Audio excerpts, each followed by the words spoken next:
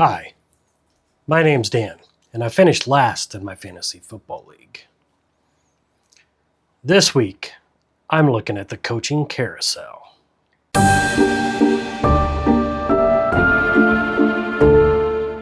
Last week I said that rookies are impacted by the teams that draft them. I know, shocker. For 10 teams, they're hoping their newly hired coaches can improve their team's situation, whether that's leading them to the playoffs, improvement on a bad record, or at least not finishing last. With so many teams changing coaches, there's a mixture of old and new names, and it's worth taking a look at their potential impact on players' fantasy prospects. Let's look at them one by one based on the team's draft position this year. Clint Kubiak, Las Vegas Raiders.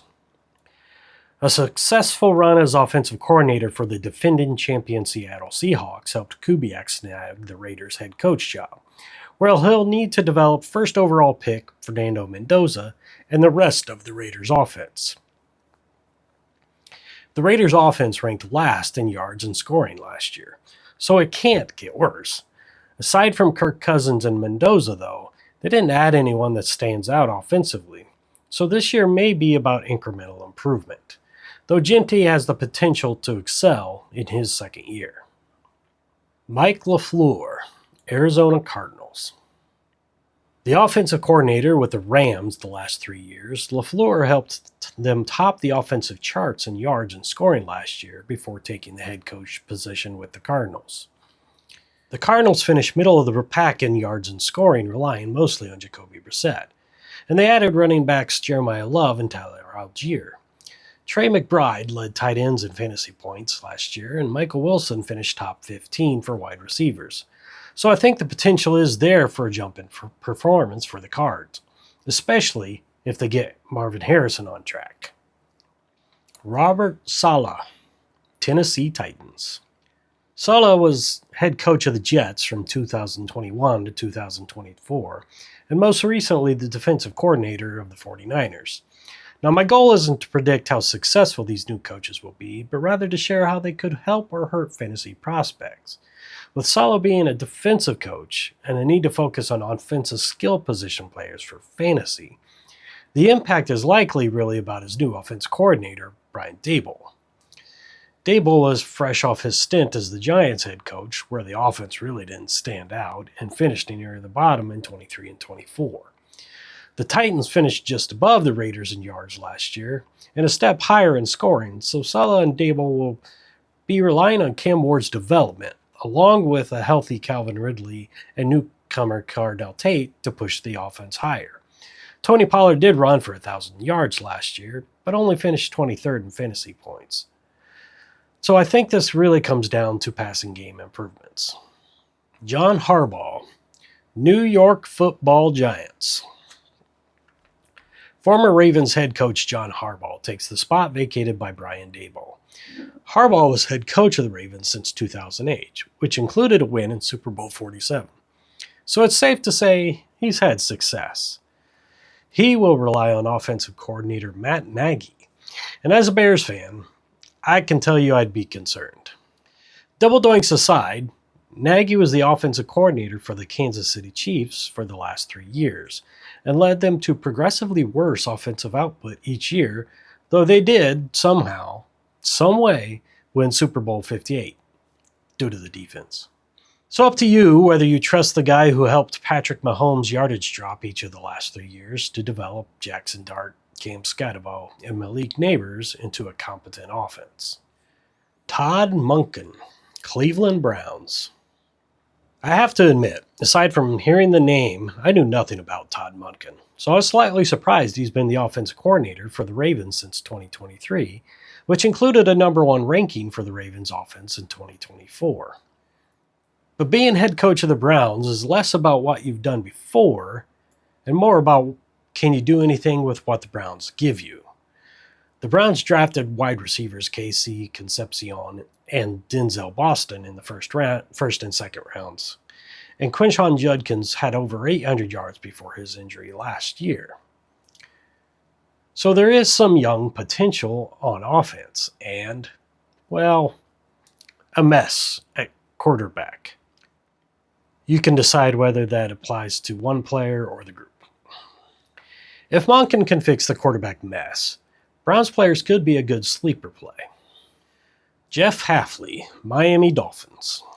Wide receiver turned defensive coordinator, Hafley led the Packers to solid defensive performances the last couple seasons, if you ignore late-game meltdowns against the Bears. And the Dolphins are hoping he can pull them out of the mediocrity of the last couple years. Like a couple other coaches I've mentioned, Hafley will be relying on Bobby Slowick? Not sure how to pronounce his name, but I at least learned he was already on the Dolphins staff last year, and Hafley kept him around. Slowick was offensive coordinator for the Texans in 23 and 24, and neither year produced spectacular numbers. He was senior passing game coordinator for an underwhelming Miami offense last year, so this team is probably the biggest mystery, especially when you consider that about half their roster is new, including 12 draft selections just from this year.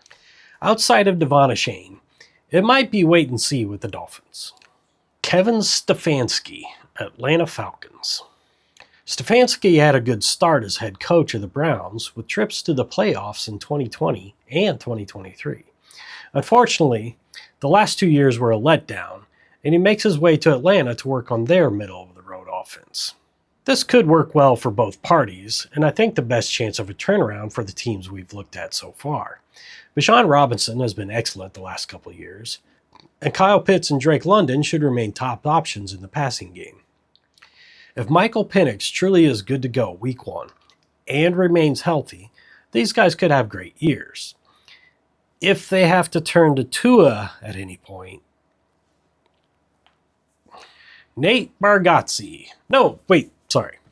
Jesse Minter, Baltimore Ravens. Silly doppelgangers.